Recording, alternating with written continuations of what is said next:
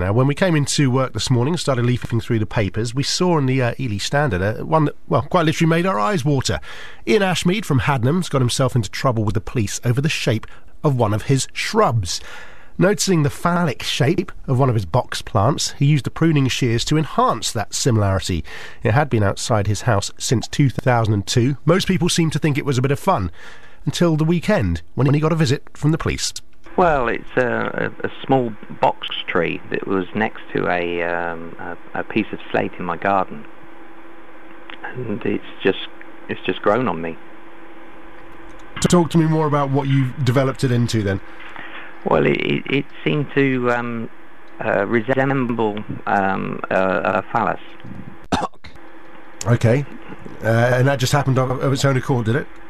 Well, it over several years. I mean, it's been there over 8 years now, and I've just trimmed it a little, only once a year. Is there a naughty side to you here, Ian, that's kind of gone along with this in the good humour in which I'm sure it's intended? Yeah, it was meant to be a joke, really. But actually, most people don't even notice it. But when they do, they usually giggle. Okay, what stage then did you suddenly find out that not everyone thought this was something that was particularly humorous? Well, I was away on holiday cycling around Norfolk over the weekend, and while I was doing that, my wife got the police came round and said, "Yeah, somebody's been offended by your topariy. If you don't modify it by Wednesday, you'll be fined." Did your wife explain to you what the reaction of the police was, apart from what they were saying? Was there a kind of a body language to them? I think they were giggling as well.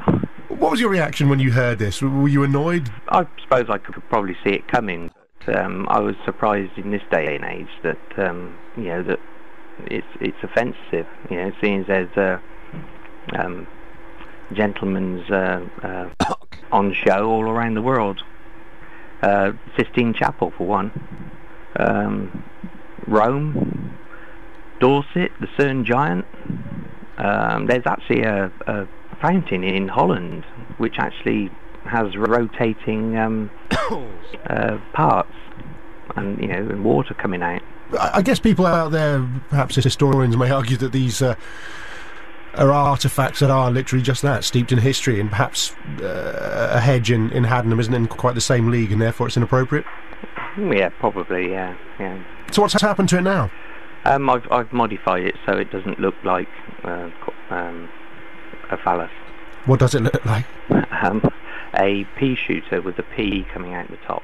I am a pea shooter. So I know they printed that. Yeah, they have. Yeah, have a look. The Ely Standard. I can see you probably haven't had to do a great deal of trimming, have you, to modify people, it. Then?